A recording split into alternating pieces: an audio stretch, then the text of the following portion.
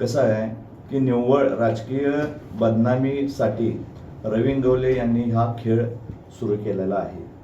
परंतु तिने जो काल स्टंट केलेला आहे त्याबद्दल मी आपल्याला सविस्तर सांगतो की ज्या पद्धतीनं ह्या कार्यालयामधून अनेक लोक, हजारो लोक ह्या राजेश क्षीरसागरांच्या ऑफिसमधनं पत्र घेऊन जातात, अनेक गोष्टी करतात. त्याकरिता राजेश क्षीरसागर असं बघत बसत नाहीत की कुठल्या कामासाठी किंवा काय, की ज्या माणसांचं एखादं काम होतंय याकरता ते पत्र पण दिली जातात. अनेक लोकप्रतिनिधी अनेक पद्धतीनं हे पत्र दिले जातात. पण अशा पत्रावेळी देत असताना माननीय राजेश क्षीरसागर निव्वळ प्रत्येक गोष्टीवर बघत बसत नाहीत. पण एखाद्याचं काम होतंय, गोरगरिबांची कामं होतात, ह्या गोष्टी करता ते पत्र दिले जातात आणि अनेक सर्वसामान्य लोकांची कामं फक्त राजेश क्षीरसागर यांच्या पत्रावर होतात.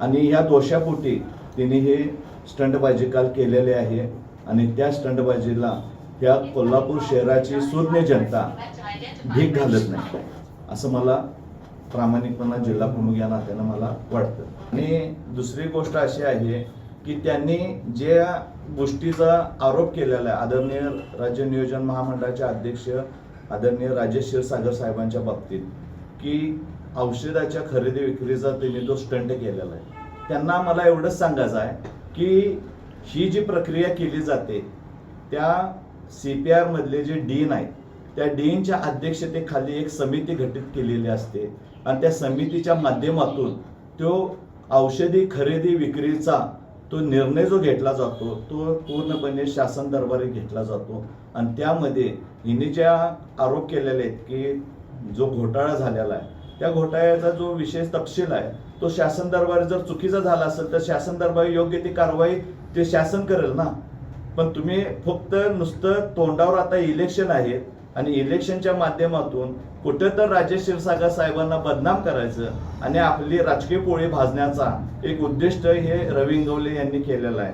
आदरणीय जर प्रत्येक टायमाला जर अशा पद्धतीचं वक्तव्य करून जर आपल्याला राजकीय पोळी भाजून घेण्याची वृत्ती ह्या लोकांची आहे, पण कोल्हापूरची जनता आदरणीय राजेश क्षीरसागर साहेबांची ज्या पद्धतीने ह्या कित्येक वर्षामध्ये तिने गोरगरिबांची कामं केलेली आहेत, मंडळांची कामं केलेली आहेत, सर्वसामान्य जनतेची कामं केलेली आहेत, ही सर्व जनता आदरणीय राजेश क्षीरसागर साहेबांच्या पाठीमागं ठामपणे दिसून येते.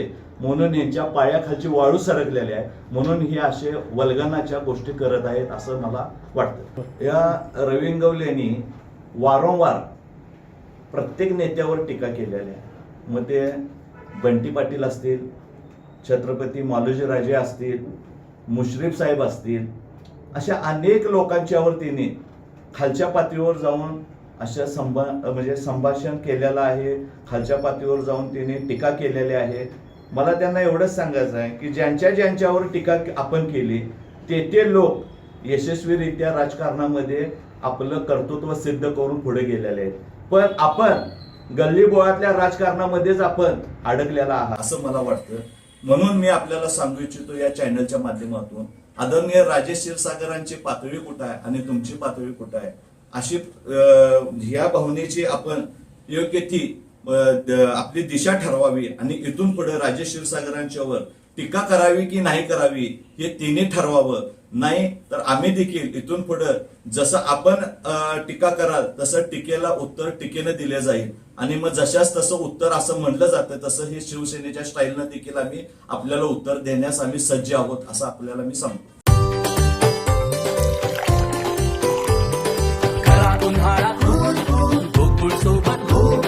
गोकुळच्या ताक, दही आणि लस्सी सोबत हा उन्हाळा बनवा अधिक टेस्टी, अधिक कूल.